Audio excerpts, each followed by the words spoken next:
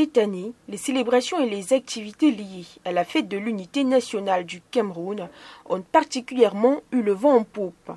Et ce n'est pas la commune de Dizangé, dans le premier arrondissement de la ville d'Edéa, qui aura lésiné sur les moyens.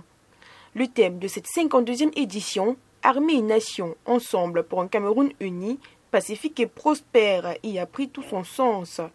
Les festivités dans cette localité ont été marquées tout d'abord par un défilé haut en couleurs des forces policières, agents de sécurité, gardes rapprochés des autorités de la commune et scouts. Les écoles et associations et les partis politiques se sont également prêtés au jeu.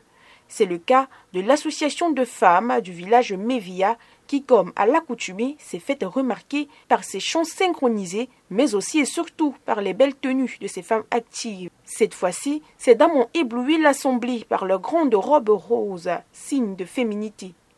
Cette prestance et cette performance, elles les doivent à Madame Passy Madeleine Makoumak, présidente de la dite association, par ailleurs chef du village Mévia, qui, aussi splendide que ses pouliches, réussit chaque année et à chaque événement à porter très haut sa localité.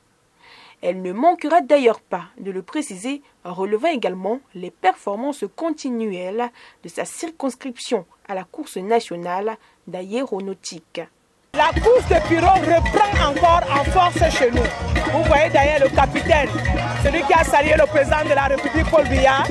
Mévia est sorti champion 4 fois dans ce pays. Alors vous pouvez comprendre qu'il y a beaucoup de choses.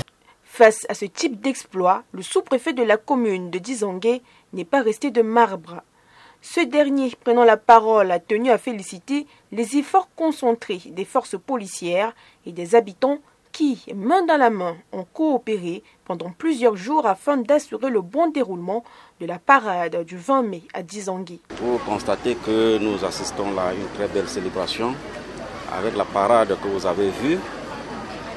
Mais tout a commencé depuis lundi dernier avec le lancement par une marche de l'unité.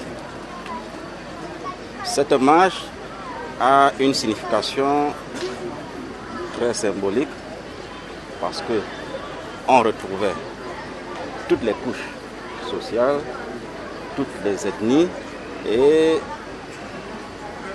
les différentes professions. Donc c'était là une façon pour nous déjà d'entamer la célébration avec cette unité. Tout est bien qui finit bien. Les festivités relatives à la célébration de la fête de l'unité se sont soldées à la sous-préfecture de Dizangé par une réception réunissant hommes et femmes de diverses ethnies dans une ambiance joviale et solidaire. Une belle image de l'unité des peuples du Cameroun depuis 1974. Le rendez-vous est donc pris l'année prochaine pour une 53e édition plus que prometteuse.